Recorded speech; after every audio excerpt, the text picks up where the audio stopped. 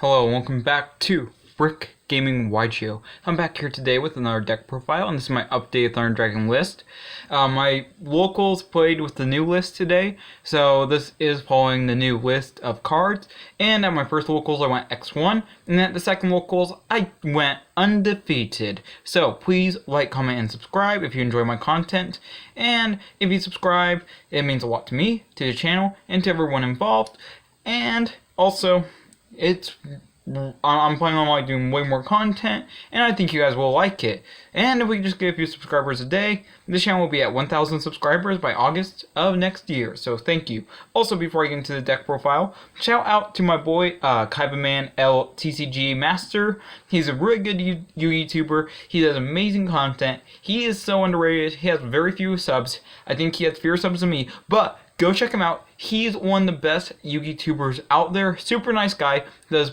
Speaks both English and Spanish. So there's something there for everyone. And overall, just really positive influence on the community. I will also leave his channel in the description, so definitely go check him out. Let's get right into this deck profile. First off, I play triple Thunder Dragon Dark. This is pretty standard. You always play 3. If you want more in-depth look into every single card, go check out my other deck profile, and I will be talking about the new changes and why I played certain things at certain ratios. Then I play 3 Thunder Dragon Roar, which is an amazing card. Just does so much for the deck. Super good. 3 Thunder Dragon, just a regular guy, nothing special. He just gets a lot of pops for you off of Titan. 2 Thunder Dragon Matrix. 1 Thunder Dragonhawk, super good. This card actually came up a lot today, but it's a card you only really want to see once a game. Then 1 Thunder Dragon Duo, and this card also came up a lot today. It was really good. Won't play it more than one, but it was really good. And that's all of the Thunder Dragons you play. Now, moving on, I play Double Flute Pine. Super good. This just gets you started. It's a really good starter cards. And the next couple of cards are also starter cards. These are all the starters in the deck. So I will continue on with Batteryman Solar. This is your ditch. He just puts in tons of work for the deck. Really good card. Really enjoy it quite a bit, and I would not change it. Then, for the other stars, I play Double Dark Beckoning Beast. Really good. This is a 1-card combo for Bardiche. 1-card combo for Bardiche. 2 Fog Blades. 2 Fog Blades off of 1 card. This card is amazing. And it also gets you an Icarius. It does every single thing you want it to do. And then, of course, the 1 Chaos Summoning Beast along with it. And at the end of the video, I would do a short combo. So, yeah. I hope you guys stick around for that. But, moving on. For the Chaos Engine, I play 1 Chaos Creator. I think it's get 1. You don't want to play more. 1 Chaos Dragon Levianeer. Really good card. Super amazing. 1 Black Dragon Collapse Serpent. 1 Wyver Buster. These cards are really good. This is probably one of the most broken parts of the deck because you can put them back in off of Chaos Space. Just really good. 1 Chaos Valkyria. Really good card. And that's the Chaos package. This is all you want to play. I think if you play more, it's a brick. And this deck is already over 40. It's at 44 cards. And I think that's the max you really want to play. Maybe 45 if you want to push it. Then I play 1 Silent Boots. This is for the Famine Knight engine. Really good card. Just, oh my gosh. It just felt so good every single time I resolved Bardiche today. Felt really good. Then I play 2 Gamma and 1 Driver. I cut down Gamma by 1. And the reason being that I cut this card down by 1 is because it's more of a combo piece now. It's not really a hand trap. It's more of a combo piece now. And it still does what it needs to do.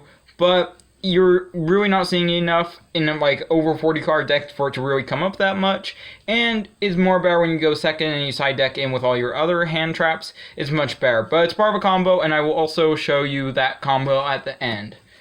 Then I played for the spells 3 Chaos Space, really amazing card, really good, just came in clutch all day long.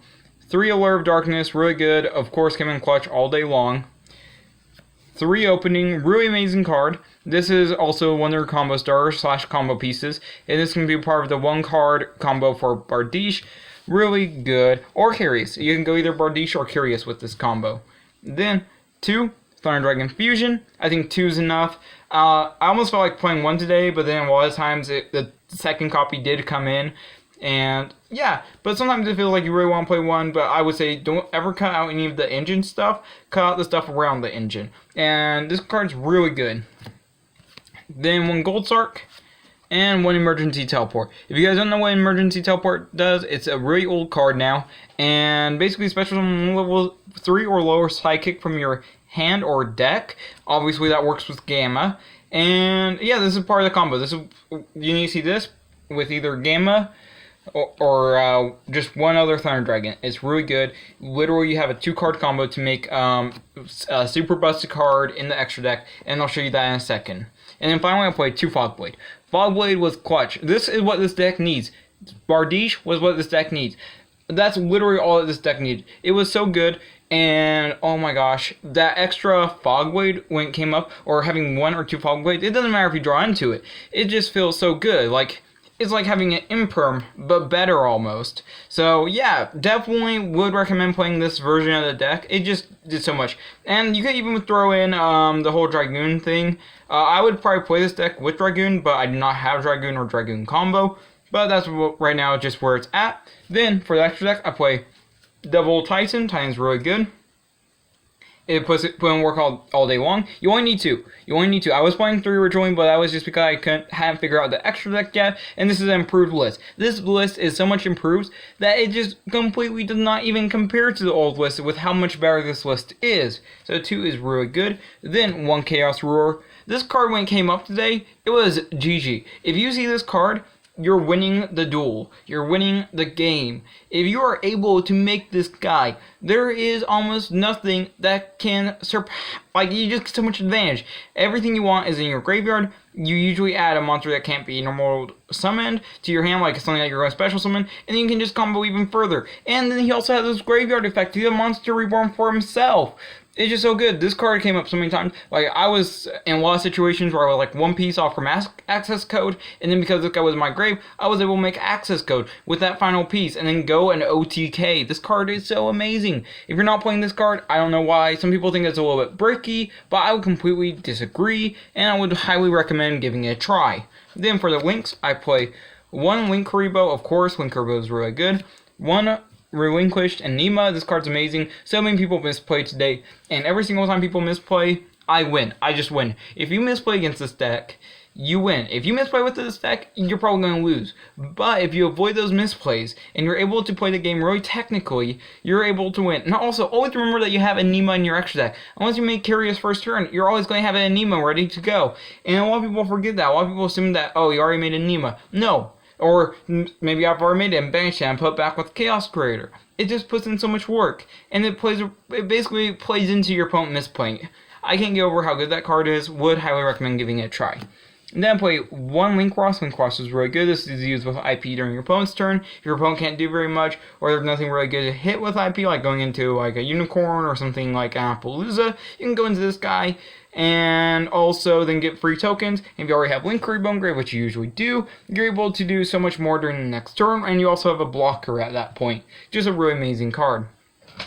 Then proceeding onwards, for the Link 2s, I play 1 Cross Sheep. This card came up a little bit today. It's probably one of the weakest cards in the extra deck in my opinion, but it comes up and it can win games. It can get you there. It's basically a guaranteed access code almost. It basically almost guarantees you access code every time you make it.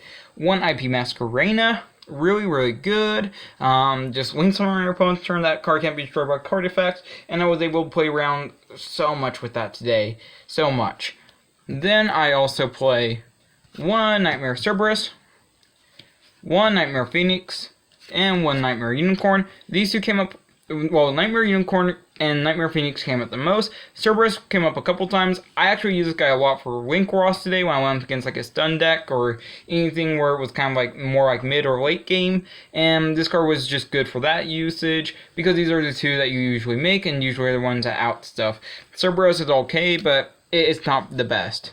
Then moving on to the Link 3s, I play, Link 3s, blah blah blah. I play 1 Bardiche. Bardiche puts in so much work in this deck. You can make both Curious and Bardiche in 1 turn. Both of these cards in 1 turn. It's amazing. This deck can get up to, in one of my games I play against Sky Striker, I got like 16 or 17 plus summons in a single turn.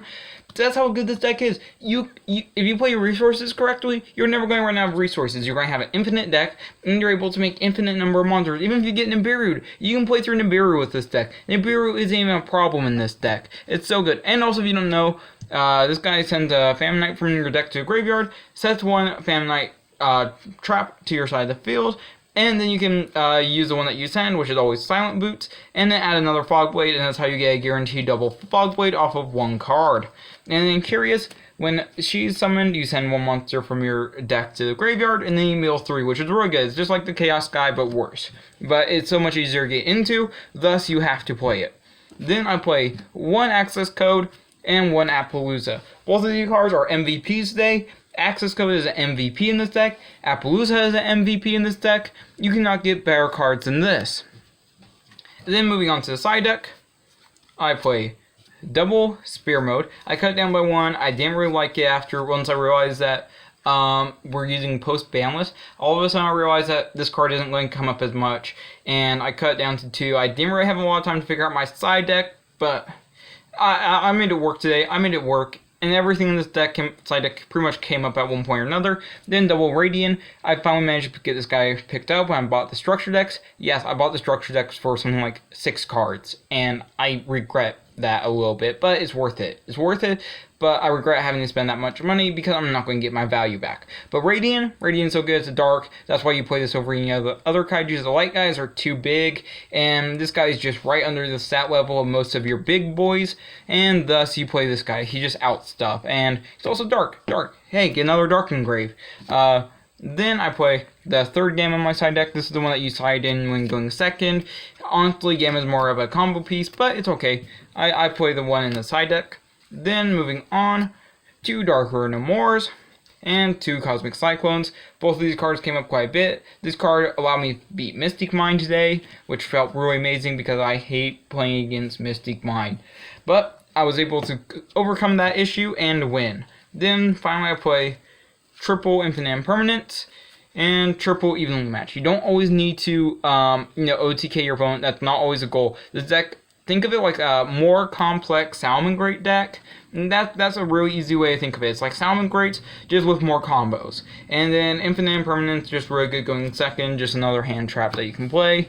And a lot of your stuff that you side deck is going second cards, but that's kind of what you want to do, because you're really good at building a board in this deck. It's a build-a-board deck, but breaking a board can sometimes be difficult if you don't open the right stuff, so that's why I play so many. Now I'm going to show you guys the 1-card combo. So you can either open either this card or this card, and this is a 1-card Bardiche play.